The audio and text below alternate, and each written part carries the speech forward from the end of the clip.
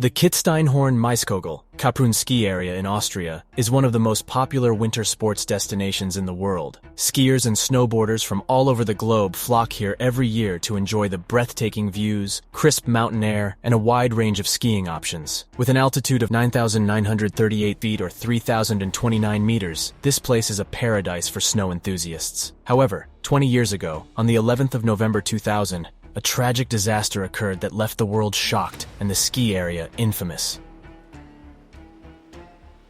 It was a day that would go down in history as one of the most significant accidents to ever happen in a mountainous region. The funicular, which is recognized as the longest of its kind worldwide, was initially built back in 1972 and underwent a significant renovation in 1994. The funicular operates by utilizing an opposing railway system where one line moves up while the other moves down. There are driver's cabins located on both ends, and as such, the operator has to switch cabins depending on the station. The train can hold about 180 individuals, and it takes roughly 8.5 minutes to make the journey through a tunnel that measures 9,842.5 feet. On a regular day at 9:02 a.m., a train carrying vacationers began its ascent. After traveling about 66 feet, one of the passengers detected an odd, faint smoke emanating from the driver's cabin on the valley side. The individual suspected a fire in the back of the driverless section, but unfortunately, there was no way to signal the driver, and mobile reception was also unavailable. After moving another 3,714 feet, the train came to a sudden stop, and the passengers were left in the dark as to what was happening. The riders began to inhale the acrid and poisonous smoke, and it quickly became apparent that the situation was dire. Nonetheless, the passengers remained silent and composed, and no one panicked. Unfortunately, there was no apparent way out, and the train lacked tools like emergency hammers to break the windows. One passenger decided to smash the plexiglass pane using their ski equipment. In the meantime, the rear part of the train became engulfed in flames,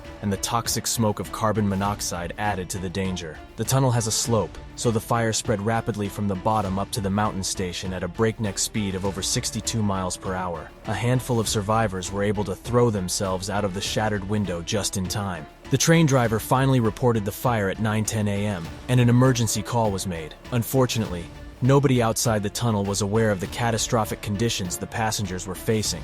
At 9:11 a.m., there was a power outage for the railways and the entire region. And it was only after that that the 12 survivors were able to run down to the tunnel's opening. The driver could finally open the doors and escape the vehicle. However, there were no signs indicating the direction of escape, and the survivors had to rely on their instincts to lead them out. They moved towards the fire, not realizing that the deadly smoke was also moving in the same direction.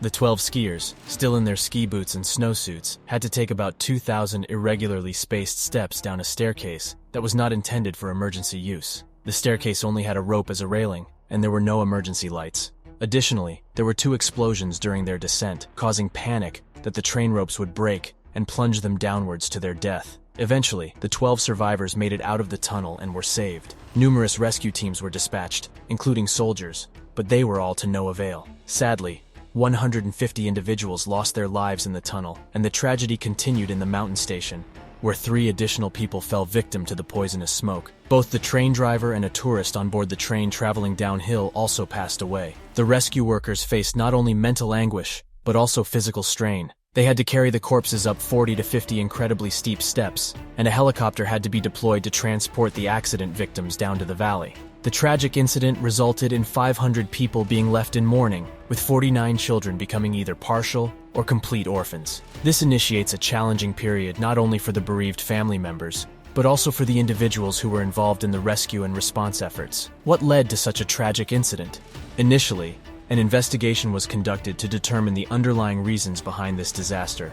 The track suffered from complete burnout, and the root cause of this catastrophe was an unsuitable heater or fan heater that should have only been used as a home appliance. Due to vibrations, the heater likely broke out of its bracket unnoticed. Hydraulic lines that were laid in close proximity to the fan heater probably lost oil at their connectors, which eventually reached the hot star of the heater and ignited. The plastic housing of the heater was unable to withstand the resulting buildup of smoke in the driver's cabin. The hydraulic oil acted as an accelerator for the fire, causing a significant oil leak that led to a drop in the pressure in the brake hydraulics, thereby causing the train to stop in the lower third of the tunnel. Another issue was the absence of fire protection equipment on the railway. The possibility that the train itself itself could have caused a fire was not taken into account. Although passengers could have used an intercom to communicate with the driver, this feature was not deemed necessary due to its short distance and the risk of distracting the driver. Furthermore, the railway included many combustible materials, and the lack of fundamental safety precautions exacerbated the tragic course of this accident. Emergency hammers, emergency exits, escape routes, and fire extinguishers were simply not available. Who must be held accountable for these careless mistakes? The legal proceedings commenced on June 18, 2002, with a total of 16 individuals facing charges for negligent induction and negligent public endangerment. The trial lasts for 63 days and involves 55,000 pages of files. Surprisingly, the funicular was considered incombustible, as per Austrian standards, and had never burned before. The Gletscherbahn Kaprun AG's technical director, operations managers, as well as the directors of the company responsible for installing the fan heaters, are among those indicted. In addition, employees of the company that installed the hydraulic lines, officials from the Ministry of Transport, a technician, a test engineer, the builder, and the German inspectors from the TÜV are also accused. The Technischer Überwachungsverein, or TÜV, is a German organization that provides technical inspection and certification services. Despite the large number of people involved, all of the accused were acquitted on February 19, 2004, and the relatives of the victims received 13.9 million euros, approximately $16.8 million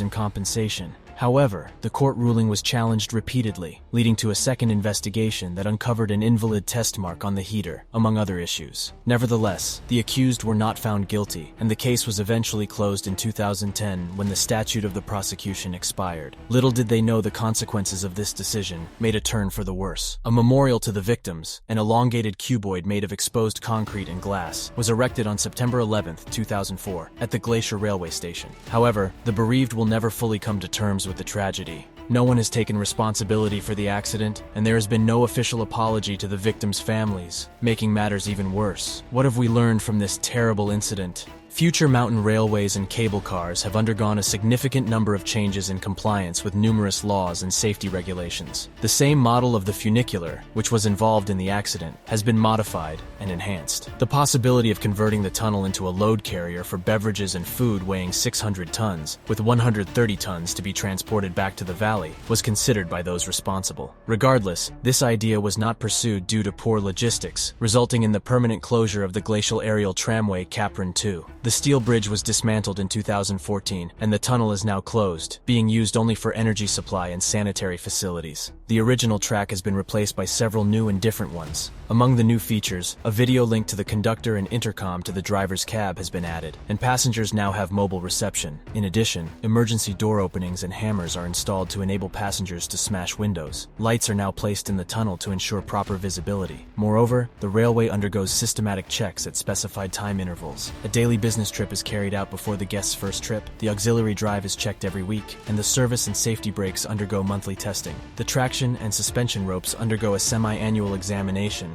and a mandatory rescue exercise must be conducted annually. The cable fastenings on the running gear are checked every 2 years. The disaster, which cost 150 people their lives, was caused by improper maintenance and monitoring. The heater used to warm the driver's cabin was not appropriate for such use, leading to an oil leak and subsequent fire. There were also no fire protection measures in place, and the absence of emergency tools made it challenging for passengers to escape. As a result, many people were locked, knowing that they would probably die. Nonetheless, they tried to desperately break out of their prison with nearly zero chance for success. This incident shows once again how devastating neglecting maintenance can be. It wouldn't have taken much to prevent 150 people from a tragic death, but priorities often don't lie with people.